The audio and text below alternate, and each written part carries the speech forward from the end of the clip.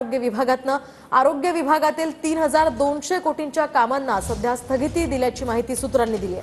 मुख्यमंत्र्यांनी तानाजी सावंतांच्या कार्यकाळातील या कामांना स्थगिती दिली आहे अशी माहिती सध्या सूत्रांनी दिली आहे। तर आपण पाहतोय तानाजी सावंत यांच्या कार्यकाळातील 3200 कोटींच्या कामांना सध्या मुख्यमंत्र्यांकडून स्थगिती देण्यात आलेली आहे। त्यामुळे तानाजी सावंत यांच्या कार्यकाळातील ही कामं नेमकी कोणती आहेत आणि त्यांच्यावर जे आरोप त्यावेळी करण्यात आले होते त्या संदर्भातली चौकशी होते का तेही पाहणं महत्त्वाचं आहे।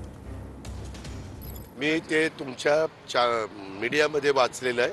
मी मुंबईला गेल्यावर मंत्रालय चालू असताना मी त्याबद्दलची माहिती घेईल। आता तुम्ही जी बातमी प्रसिद्ध केलेली तेवढीच माझ्या वाचनात आहे।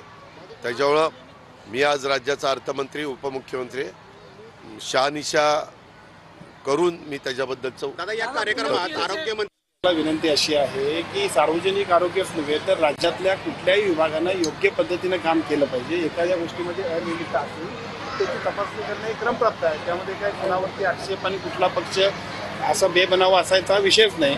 एखादी गोष्ट चुकीची असेल तर ती थांबली पाहिजे आणि त्याच्यामध्ये योग्य शहानिशा करून आपण पुढे गेलो पाहिजे। शेवटी आम्ही राज्यातल्या सर्व नागरिकांना जबाबदार आहोत।